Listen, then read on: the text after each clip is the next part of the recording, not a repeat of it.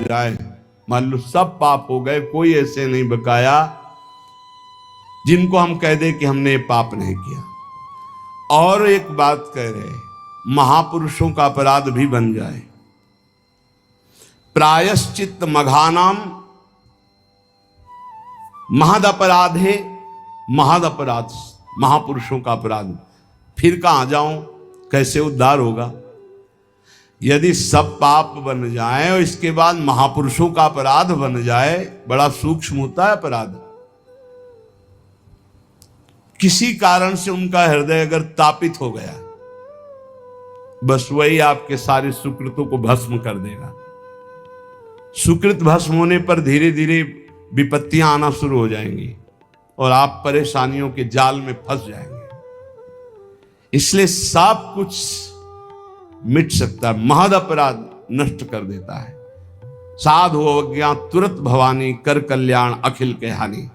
लेकिन यहां एक बहुत बड़ी बात श्रीपाद कह रहे हैं, यदि सब पाप बन गए हों और महद अपराध है, महापुरुषों का अपराध बन गया हो, तो इसका नाश कैसे हो सकता है? तो कह रहे सकल स्वधर्म मौली पुमर्थ मौलिश्च राधिका विपिना। श्री वृंदावन धाम में आकर के पढ़ रहो कि अब मरूंगा तो आप में ही मरूंगा, अब जो कुछ है सब आप सब माफ कर देगा, महद अपराध माफ कर देगा, सब पाप नष्ट कर देगा, भगवत प्राप्ति हो जाएगी। ये बात श्रीपाद वृंदावन महिमामृत में कह रहे, प्रायश्चित्तम, कोई और प्रायश्चित नहीं, एक ही प्रायश्चित है। यदि लग रहा हो कि मैं महापापी हूं और महापुरुषों का भी अपराध बन गया, अब मेरा कल्याण तो हो ही नहीं सकता, क्योंकि पापवंत कर सहज स्वभाव, भजन मूर्ति भाव, मेरे से भजन भाव तो बनने वाला नहीं, तो क्या करे? आमरण वृंदावन का वास स्वीकार कर ले, अब वृंदावन से कभी भी वापस नहीं जाऊंगा, यहीं। और उसके बिना किसी साधना के इस एक नियम लेने मात्र से सारे पाप और महापुरुषों के अपराध भी नष्ट हो जाएंगे, उससे भगवत प्राप्ति हो जाएगी पड़े पड़े वृंदावन में। ए भाई, बहुत बड़ी वस्तु मिल गई है। श्रीधाम वृंदावन का आश्रय, वास, सत्संग, नाम जप, निश्चित निश्चित हमें अब अन्य किसी साधन, अन्य किसी तीर्थ, अन्य किसी भावना में, अगर वृंदावन का आमरण व्रत ले लिया जाए, आमरण व्रत कहते हैं कि अब जिंदा नहीं निकलेंगे यहां से,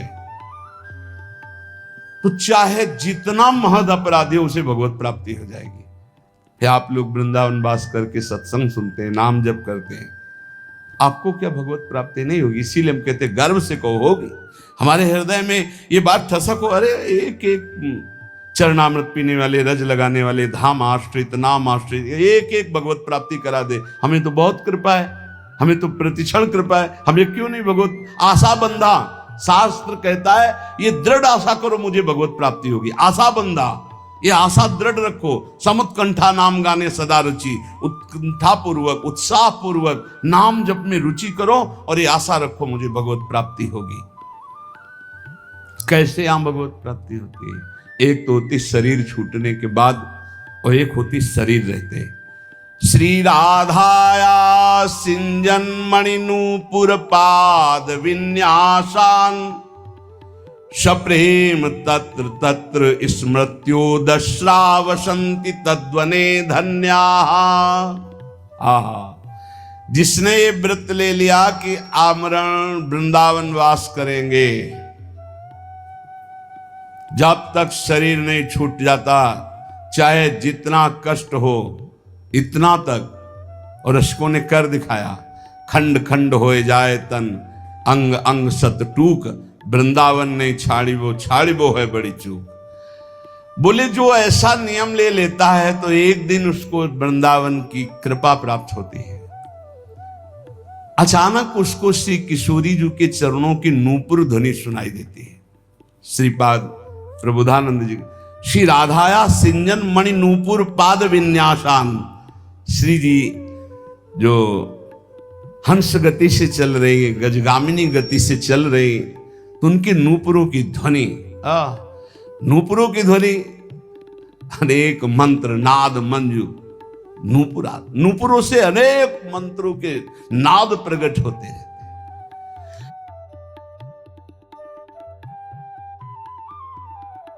नूपुर ध्वनि जहां सुनी उधर दृष्टि गई, देखा गजनायक प्रभु चाल गयंदनी गति वृषभानु किशोरी, दोनों आ रहे, निकष कुंज ठाड़े भये भुजा परस्पर अंश, दृश्य बदल गया। अब अश्रुओं की धार बहने लगी। बोले धन्य है वो महाभाग्यवान पुरुष वृंदावन वासी, कृतार्थ हो गया श्यामा से। ये घर है भैया, कभी निकल कर के मिल लेंगे, चिंता मत करो, घर है उनका। कभी घूमते घूमते दोनों लाडले दृष्टि डाल देंगे। जब दृष्टि से खींच लिया, घर बुला लिया, मिलने में क्या देरी है। बस मिलने की चाह रखो, बाट जो हो।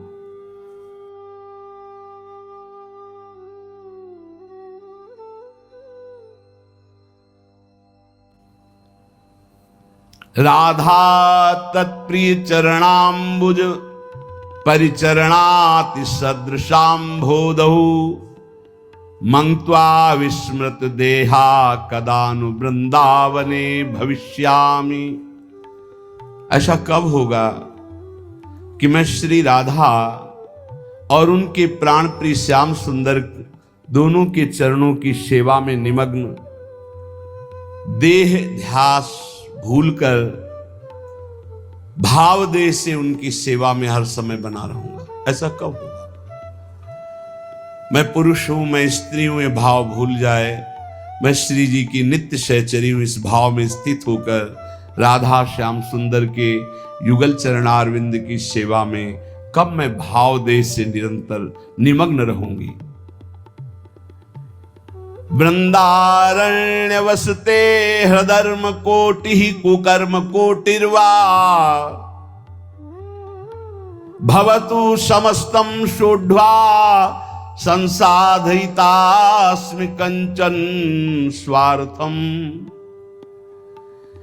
देखो मैं अब तो अखंड वृंदावन वास करूंगा, अब चाहे कोट या धर्म हो जाए, इनकी मुझे कोई परवाह नहीं। देखो ये हिम्मत तो करनी पड़ेगी। नहीं बोले वैष्णव सेवा में वैष्णव अपराध बन जाएंगे, भगवत सेवा में 32 सेवा अपराध हैं, नाम जपने में 10 नामापराध हैं, और धाम बसने में धामापराध हैं। तो फिर बचा रास्ता केवल नरकई का, और तो कोई रास्ता बचा नहीं। इसलिए ये जो अपराध की बातें कही जाती हैं वो तुम्हें सावधान करने के लिए, तुम्हारा भजन बचे, तुम बहुत जल्दी परमानंद में डूबो।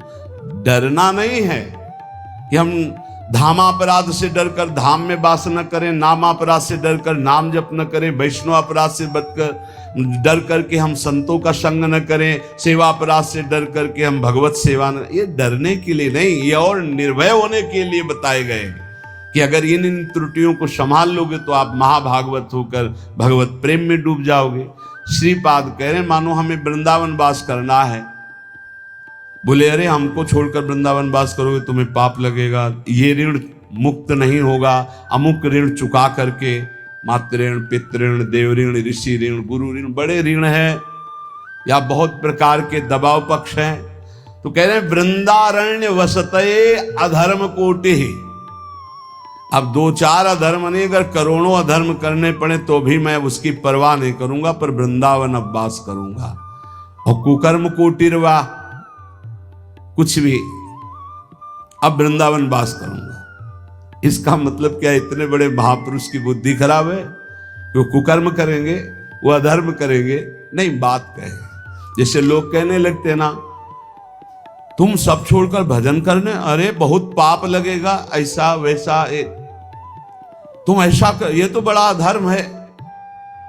कल किसी ने एक प्रश्न लिखा कि आपकी आज्ञा के अनुसार मैं नौकरी करता हूं, नौकरी के शेष समय में भजन करता हूं, जब भजन करता हूं तो पूरा परिवार हमारा विरोध करता है, हमें गालियां मिलती हैं, हमारा इस तरह का विरोध हो रहा है कि घर में रहना मुश्किल पड़ रहा है। यह है माया, ये है। कितना सुंदर उसका जीवन है, वो नौकरी करके घर परिवार को चला रहा है, शेष समय वो प्रपंच न करके नाम जप कर रहा है, कितना सुंदर जीवन है। पर ये माया भगवती देवी है सा गुणमयी मम माया दुरत्या, यही दुरत्य है।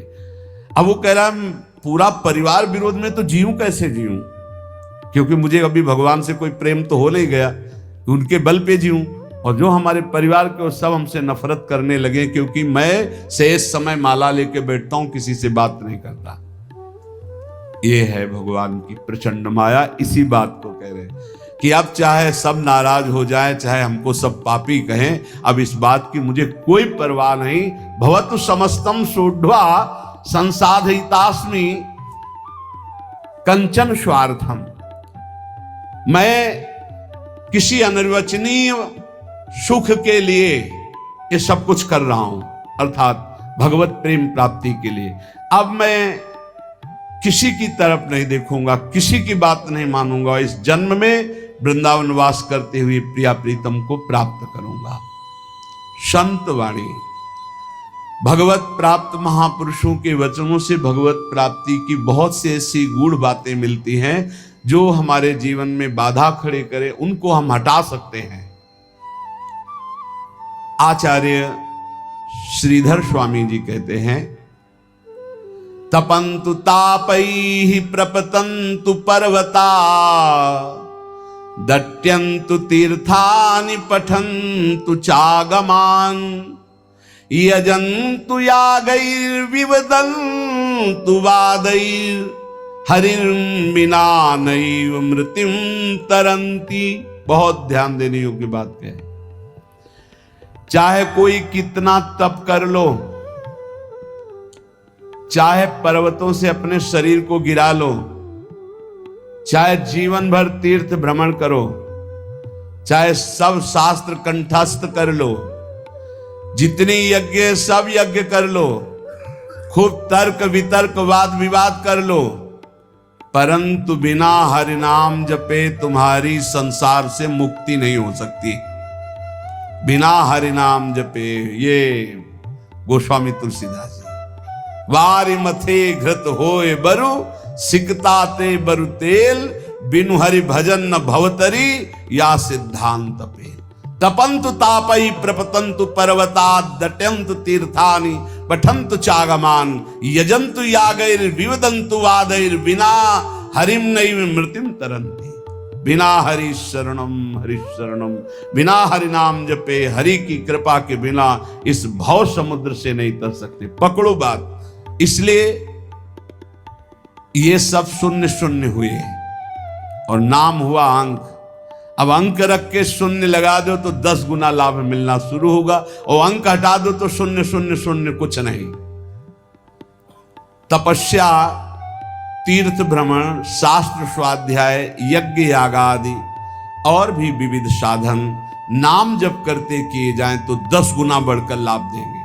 अगर नाम जप नहीं, अंदर भगवत स्मृति नहीं, तो बाहरी ये शुभ कर्म होंगे, इनसे विशेष लाभ नहीं मिलेगा। पुण्य भोग भोगो, फिर आकर के मृत्यु लोक में वो काम बना नहीं। त्वत्कथामृत पाथोधौ विहरन्तौ महामुदः, कुर्वन्ति कृतिनः केचित् चतुर्वर्गं तृणोपमम्। कोई बड़ा पुण्यात्मा भाग्यशाली होता है जिसको सत्संग अच्छा लगता है। नहीं वो 3 घंटे पिक्चर देख सकते हैं, सीरीजें देख सकते हैं, गेम खेल सकते हैं। सत्संग में शांत भाव होकर एक एक शब्द का मनन करना, श्रवण करना, ये बहुत कठिन है। भगवत कथामृत में जो आनंद पूर्वक श्रवण करते हुए डूबते हैं, तो धर्म अर्थ काम मोक्ष चारों उनको सुलभ हो जाते, पर वो उनको स्वीकार ना करके पंचम पुरुषार्थ भगवत प्रेम स्वीकार करते हैं। वो तृण के समान त्याग देते हैं, धर्म अर्थ काम मोक्ष, जो भगवत चर्चा। 7 धर्मों का परम फल है प्रेम प्राप्त होना। वो मिलता है भगवत चर्चा सुनने से, सत्संग सुनने से। देखो, आप खुद देखो, जिस संसार का त्याग करना इतना कठिन है, आप देखो कब आपको पसीना चुआना पड़ा और संसार छूट गया, कब आपको मेहनत लगी। सत्संग ने दिन प्रतिदिन आपको उठाते चले गए, असत संसार से हटाकर भगवत चिंतन में डुबोने के लिए पूरी तैयारी कर दी। अब ना डूबो ये तुम्हारा प्रमाद है, नहीं तो प्रियालाल की कृपा तो आपको डुबोने के लिए पूरी तैयारी कर दी। मानुस्तन, वृंदा विपिन और रसिकन संग और बिबी रूप, बार बार तो बनत नहीं या संजोग अनु बना दिया श्री जी ने। अब ना डूबो ये तुम्हारी प्रमाद स्थिति है। बड़े सुकृति लोग हैं जो भगवत चर्चा सत्संग सुनने में आनंद का अनुभव करते हैं। उनको ऐसा मार्ग मिलता है कि वो धर्म अर्थ काम मोक्ष की तरफ दृष्टि ना करके प्रभु के प्रेम मार्ग की तरफ चल पड़ते हैं। अहम संहरद अखिलम सकृदुदया देव सकल लोकस्य तरणिरितिमिर्ज जलधिम जयति जगन मंगलम हरिर्नाम। संपूर्ण जगत का मंगल करने में समर्थ है भगवान का नाम, इसलिए जय हो नाम की, सर्वोपरि नाम है। नाम नाम ये जीवन का सार है। खूब शास्त्र सम्मत, संत सम्मत और हृदय सहित ये बात कहता हूं, जीवन भर का सार है नाम। जिसने नाम पकड़ लिया परम मंगल हो गया। नाम जापक को कोई अन्य साधन का आश्रय लेना जरूरी नहीं है, केवल नाम। आकृष्टि कृत चेतसाम सुमहता मुच्चाटनम चांगसा मां चांडाल ममूक लोक शुलभो वस्यस्य मोक्षश्रिया। नो दीक्षाम न च दक्षिणाम न च पुरश्चर्याम मनागीक्षते। आहा, कोई जरूरत नहीं है दीक्षा लेने की। बोले ये राधा नाम आपने सुना, जब शुरू करो, जरूरी नहीं। नो दीक्षाम, अगर सोच रहे हो कि बिना दीक्षा के मेरा कल्याण कैसे होगा, तो सुना राधा नाम पकड़ो, हो गई दीक्षा। नच दक्षिणाम, दान पुण्य दक्षिणा। कल किसी से कह रहे थे, यदि आप अपने कर्तव्य का सही ढंग से पालन करते हैं तो 1 रुपया कभी यहां चढ़ाने की जरूरत नहीं, कभी 1 रुपया कहीं देने की जरूरत नहीं। भगवान तुम्हारे कर्तव्य कर्म से ही प्रसन्न हो जाएंगे। और बेईमानी करके लाखों रुपया लाओ, इधर उधर बांटो, तो सबकी बुद्धि भ्रष्ट होगी। बहुत विचित्र हाल है ये। दान पुण्य का खाने से ऐसे डरो जैसे जहर से डरते हैं। कई बार कहा है, गृहस्थों के अन्न के बड़े बड़े दांत, भजन न करोगे तो फाड़ डालेंगे आंत। सबकी भावना बनती कि हम साधु सेवा करें, होती है कि 4 रोटी हम पाते हैं तो 2 पवाएं, ऐसा होता है। ये जो अधर्म का पैसा का भंडारा पवाओगे ना संतों को, तो आप ऐसे में खोपड़ी फोड़ेंगे, पट्टी बांध करके घूमेंगे। जहां तिलक लगता है वहां पट्टी बंधेगी, जहां एक दूसरे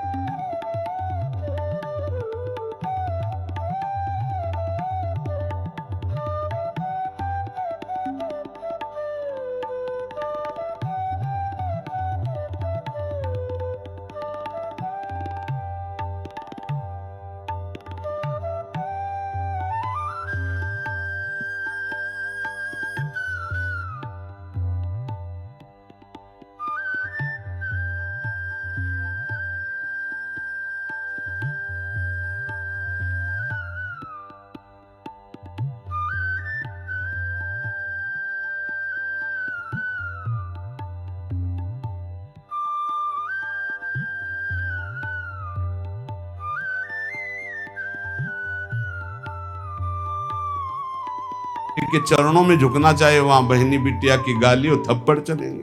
क्यों? क्योंकि तुम्हारे पैसे हैं।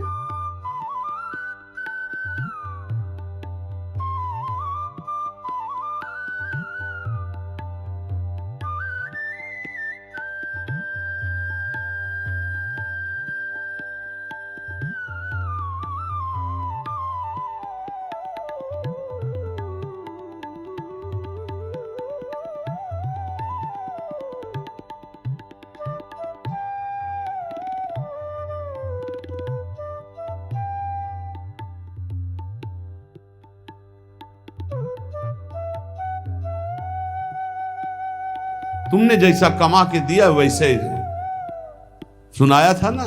एक परमहंस जी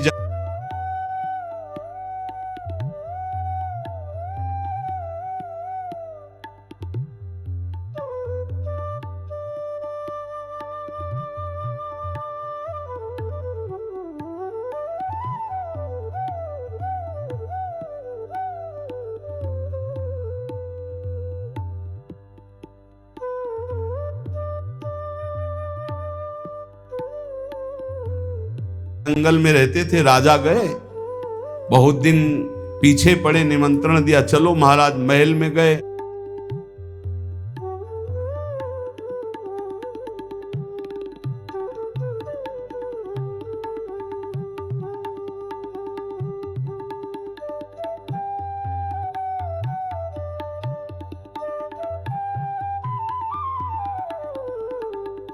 प्रसाद पाया। अब वो राज वैभव का प्रसाद, जंगल में आए तो उनको गुलरी पिपरी ये सब अच्छा नहीं लगता, कंदमूल फल।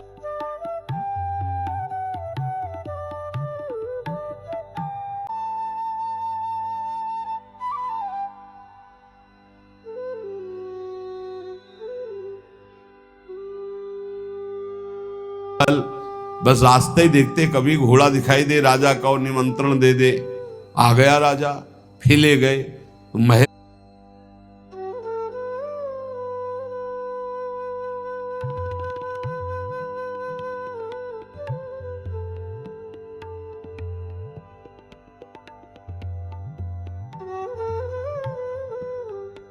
में टंगा था रत्न जटित हार, उठाया और झोली में डाल लिया।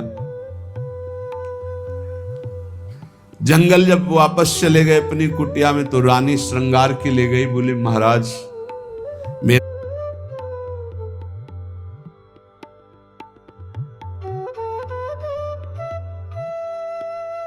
हार गायब है। उनका दास दासियों से पूछो, बोले यहाँ कोई बाहर की दास दासियां नहीं, ये निजी दास दासियां हैं, मेरा हार उनका हार है, वो चुरा।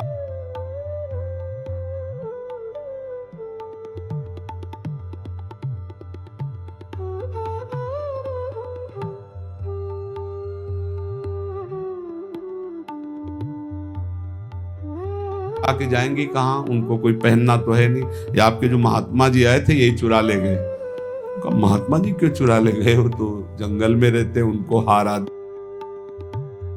पक्का 100% वही चुरा ले। बोले हम आपको नया बनवा देंगे, आप ऐसा दोषारोपण संतों पर ना करें।